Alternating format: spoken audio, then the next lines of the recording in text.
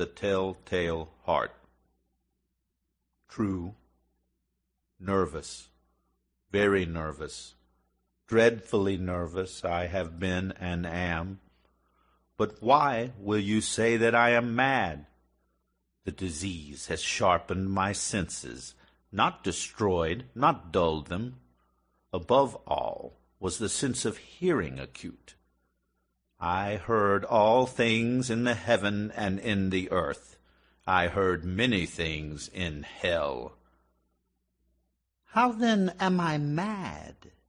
Hearken, and observe how healthily, how calmly I can tell you the whole story. It is impossible to say how the idea first entered my brain, but once conceived, it haunted me day and night. Object, there was none. Passion, there was none. I loved the old man. He had never wronged me. He had never given me insult. For his gold I had no desire. I think it was his eye. Yes, it was this. He had the eye of a vulture, a pale blue eye with a film over it. Whenever it fell upon me, my blood ran cold, and so by degrees, very gradually, I made up my mind to take the life of the old man, and thus rid myself of the eye forever. Now this is the point. You fancy me mad. Madmen know nothing. But you should have seen me. You should have seen how wisely I proceeded, with what caution, with what foresight, with what dissimulation I went to work. I was never kinder to the old man than during the whole week before I killed him. And every night, about midnight, I turned the latch of his door and opened it, oh, so gently, and then, when I had made an opening sufficient for my head, I put in a dark lantern, all closed so that no light shone out. And then I thrust in my head. Oh, you would have laughed to see how cunningly I thrust it in. I moved it slowly, very, very slowly, so that I might not disturb the old man's sleep. It took me an hour to place my whole head within the opening so far that I could see him as he lay upon his bed. Ha! Would a madman have been so wise as this? And then, when my head was well in the room, I undid the lantern cautiously, oh, so cautiously, for the hinges creaked. I undid it just so much that a single thin ray fell upon the vulture eye. And this I did for 7 long nights, every night, just at midnight. But I found the eye always closed, and so it was impossible to do the work. For it was not the old man who vexed me, but his evil eye. And every morning when the day broke, I went boldly into the chamber and spoke courageously to him, calling him by name in a hearty tone, and inquiring how he had passed the night.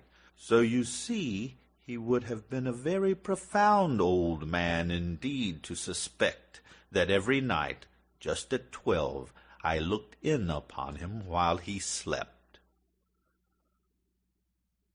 Upon the 8th night, I was more than usually cautious in opening the door. A watch's minute hand moves more quickly than did mine. Never before that night had I felt the extent of my own powers, of my sagacity. I could scarcely contain my feelings of triumph. To think that there I was, opening the door, little by little, and he not even dreaming of my secret deeds or thoughts. I fairly chuckled at the idea, and perhaps he heard me, for he moved on the bed suddenly, as if startled. Now you may think that I drew back, but no. His room was as black as pitch, with the thick darkness, for the shutters were close-fastened through fear of robbers, and so I knew that he could not see the opening of the door, and I kept pushing it on, steadily, steadily. I had my head in, and was about to open the lantern, when my thumb slipped upon the tin fastening, and the old man sprang up in bed, crying out, "Who's there?" I kept quite still, and said nothing. For a whole hour I did not move a muscle, and in the meantime I did not hear him lie down. He was sitting up in the bed listening, just as I have done night after night, hearkening to the death watches in the wall. Presently I heard a slight groan, and I knew it was the groan of mortal terror. It was not a groan of pain or of grief, oh no! It was the low, stifled sound that arises from the bottom of the soul when overcharged with awe. I knew the sound well. Many a night, just at midnight, when all the world slept, it has welled up in my own bosom, deepening with its dreadful echo the terrors that distracted me. I say I knew it well. I knew what the old man felt, and pitied him, although I chuckled at heart. I knew that he had been lying awake ever since the first slight noise, when he had turned in his bed. His fears had been growing upon him ever since. He had been trying to fancy them causeless, but could not. He had been saying to himself, "It is nothing but the wind in the chimney. It is only a mouse crossing the floor." Or, "It is merely a cricket which has made a single chirp." Yes, he had been trying to comfort himself with these suppositions, but he had found them all in vain.